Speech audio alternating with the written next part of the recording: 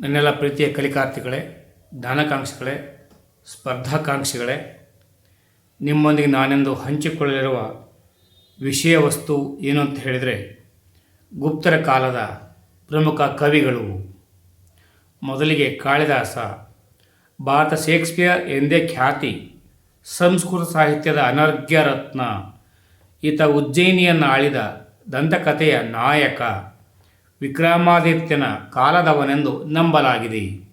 ಇವನನ್ನು ಎರಡನೇ ಚಂದ್ರಗುಪ್ತನೊಡನೆ ಸಮೀಕರಿಸಲಾಗಿದೆ. ಅಭಿಜ್ಞಾನ ಶಾಕುಂತಲೆ ನಾಟಕವು ದುಷ್ಯಂತ ಮತ್ತು ಶಕುಂತಲೆಯ ಪ್ರಣಯ ಕಥೆಯಾಗಿದೆ. ವಿಕ್ರಮೋರ್ವಶಿಯಂ ಪುರೋರವ ಎಂಬ ರಾಜನು ಊರ್ವಶಿಯ ಗೆಲುವಿನ ಕತೆ ಹೇಳುತ್ತದೆ. ಮಾಳವಿಕಾಗ್ನಿಮಿತ್ರವು ಶೃಂಗರಾಜನ ರಾಜಕುಮಾರಿ ಮಾಳವಿಕಾ ಮತ್ತು ರಾಜ ಅಗ್ನಿಮಿತ್ರರ ನಡುವಿನ ಪ್ರಣಯ ಕಥೆಯನ್ನು ಪ್ರಸ್ತಾಪಿಸುತ್ತದೆ. ಕುಮಾರ ಸಂಭವವು ಒಂದನೇ ಕುಮಾರಗುಪ್ತನ ಜನನವನ್ನು ಸೂಚಿಸುತ್ತದೆ.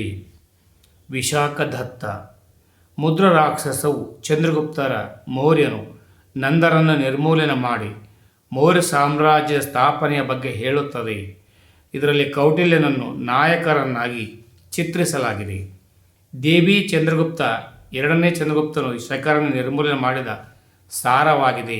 ಭಾರವಿ ಕಿರಾತಾರ್ಜುನೆಯ ನಾಟಕದ ಕರ್ತೃ ಅರ್ಜುನ ಹಾಗೂ ಪರಶಿವನ ನಡುವೆ ಆದ ಸಂಘರ್ಷ ಇದರ ಸಾರ.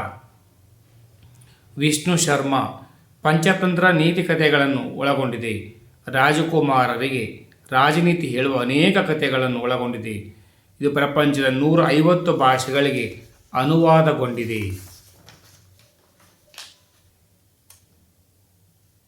ಬೈಬಲ್ ನಂತರ ಅತಿ ಹೆಚ್ಚಿನ ಭಾಷೆಗಳಿಗೆ ಭಾಷಾಂತರಗೊಂಡ ಕೃತಿ ಇದಾಗಿದೆ. ಶಿಕ್ಷಣ ವೇದ, ಪುರಾಣ, ತತ್ವಶಾಸ್ತ್ರ, ಧರ್ಮಶಾಸ್ತ್ರ, ಇತಿಹಾಸ, ಖಗೋಳಶಾಸ್ತ್ರ, ಜ್ಯೋತಿಷ್ಯಶಾಸ್ತ್ರ, ವ್ಯಾಕರಣ ವಿಷಯಗಳನ್ನು ಬೋಧಿಸುತ್ತಿದ್ದರು. ಸಂಸ್ಕೃತ ಭಾಷಾ ಕಲಿಕಾ ಮಾಧ್ಯಮವಾಗಿತ್ತು. ಶಿಕ್ಷಣ ಉಚಿತವಾಗಿದ್ದು ಆದರೆ ಸಾರ್ವತ್ರಿಕವಾಗಿರಲಿಲ್ಲ. ಸ್ತ್ರೀ ಶಿಕ್ಷಣ ಪ್ರಗತಿಯಲ್ಲಿರಲಿಲ್ಲ. ನಳಂದ, ವಲ್ಲಭಿ, ಓದಂಟಪುರ, ಅಜಂತ, ಸಾರನಾಥ, ಮಥುರಾ, ಪಾಟಲಿಪುತ್ರ, ಉಜ್ಜಯಿನಿ, ತಕ್ಷಶಿಲಾ, ವಿಕ್ರಮಶಿಲಾ, ಕಾಶಿ, ಅಯೋಧ್ಯ, ಕಂಚಿಗಳು ಪ್ರಸಿದ್ಧ ವಿದ್ಯಾ ಕೇಂದ್ರಗಳಾಗಿದ್ದವು. ಕುಮಾರಗುಪ್ತರಿಂದ ಸ್ಥಾಪನೆಯಾದ ನಳಂದ ಬೌದ್ಧ ವಿಶ್ವವಿದ್ಯಾಲಯ ಆಗ ಅಂತಾರಾಷ್ಟ್ರೀಯ ಖ್ಯಾತಿ ಪಡೆದಿತ್ತು. ಘಟಿಕಾಸ್ಥಾನಗಳು ಉನ್ನತಿ ಶಿಕ್ಷಣ ಕೇಂದ್ರಗಳಾಗಿದ್ದವು. ವಿಜ್ಞಾನ, ವೈಜ್ಞಾನಿಕ ಸಾಹಿತ್ಯ, ಖಗೋಳಶಾಸ್ತ್ರ ಮತ್ತು ಗಣಿತಶಾಸ್ತ್ರ. ಆರ್ಯಭಟ ಭಾರತದ ಖಗೋಳಶಾಸ್ತ್ರಜ್ಞ ಹಾಗೂ ಗಣಿತಶಾಸ್ತ್ರಜ್ಞನಾದ ಆರ್ಯಭಟನು ಗುಪ್ತರ ಕಾಲದವನು. ಕ್ರಿಸ್ತಶಕ 476ರಲ್ಲಿ ಪಾಟಲಿಪುತ್ರದಲ್ಲಿ ಜನಿಸಿದನು. ಸೂರ್ಯ ಸಿದ್ಧಾಂತ ಭೂಮಿ ದುಂಡಾಗಿದ್ದು ತನ್ನ ಅಕ್ಷದ ಸುತ್ತ ಸುತ್ತುತ್ತದೆ. ವಿಶ್ವದ ಕೇಂದ್ರ ಬಿಂದು ಸೂರ್ಯ, ಭೂಮಿ ಅದರ ಸುತ್ತ ಸುತ್ತುತ್ತದೆ ಎಂದು ಹೇಳಿದ. ಸೂರ್ಯ ಮತ್ತು ಚಂದ್ರಗ್ರಹಣಗಳು ರಾಹು ಮತ್ತು ಕೇತುಗಳಿಂದ ಉಂಟಾಗುತ್ತವೆ ಎಂಬ ತಪ್ಪು ಕಲ್ಪನೆ ನಿವಾರಿಸಿ ಅವು ಭೂಮಿಯ ನೆರಳು ಚಂದ್ರನ ಮೇಲೆ ಬೀಳುವಿಕೆಯಿಂದ ಆಗುತ್ತದೆ ಎಂದು ಹೇಳಿದ ಪ್ರಥಮ ವಿಜ್ಞಾನಿಯಾಗಿದ್ದಾನೆ. ಆರ್ಯಭಟ ಖಗೋಳಶಾಸ್ತ್ರ ಹಾಗೂ ಬೀಜಗಣಿತ, ಅಂಕಗಣಿತ, ರೇಖಾಗಣಿತ, ತ್ರಿಜ್ಯಾಮಿಗಳ ಬಗ್ಗೆ ಒಳಗೊಂಡಿದ್ದ ದಶಮಾನ ಪದ್ಧತಿ ಸೂಚಿಸಿದನು. ಮೊದಲು 9 ಸಂಖ್ಯೆಗಳ ಮೌಲ್ಯ ಮತ್ತು ಶೂನ್ಯ ಉಪಯೋಗಿಸುವ ಮಹತ್ವ ತಿಳಿಸಿದ್ದಾನೆ. 23ನೇ ವಯಸ್ಸಿಗೆ ಈ ಕೃತಿ ರಚಿಸಿದ್ದು ವೈಶಿಷ್ಟ್ಯವಾಗಿದೆ. ಈ ಕೃತಿಯ ಗಣಿತಪಾದ, ಕಾಲಕ್ರಿಯೆ, ಗೋಳಪಾದ, ದಶಗೀತ ಸೂತ್ರ ಎಂಬ 4 ಭಾಗಗಳನ್ನು ಹೊಂದಿದೆ. ದಶಗೀತ ಸೂತ್ರ ಮತ್ತು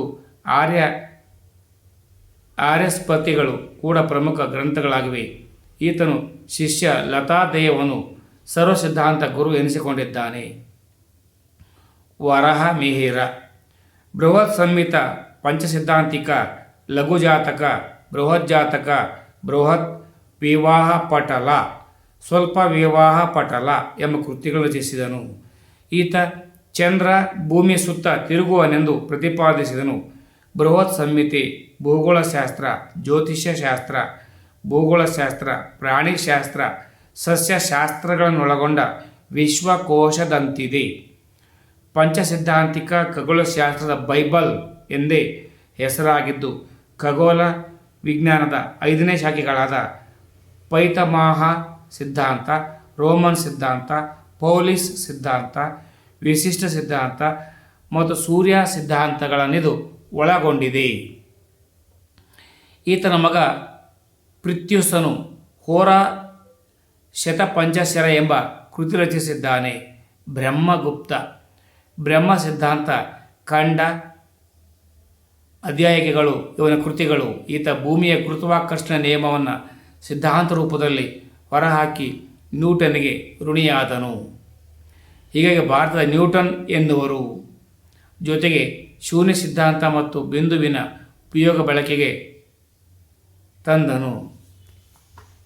ಧನ್ಯವಾದಗಳು. ಒಂದು ಕಡೆ ಸೇವ್ ಮಾಡಿಟ್ಕೊಳ್ಳಿ, ಇಂದಲ್ಲ ನಾಳೆ ಉಪಯೋಗಕ್ಕೆ ಬಂದೇ ಬರ್ತದೆ. ನೀವು ಪರೀಕ್ಷೆ ಬರೆಯುವಾಗ ಒಂದು ವೇಳೆ ಈ ವಿಷಯ ಬಂದಿದ್ದರೆ ನನ್ನ ಶ್ರಮ ಸಾರ್ಥಕ ಎಂದುಕೊಳ್ತೇನೆ. ಸರ್ವರಿಗೂ ಶುಭವಾಗಲಿ. ಜೈ ಹಿಂದ್, ಜೈ ಭಾರತ್, ಜೈ ಕರ್ನಾಟಕ.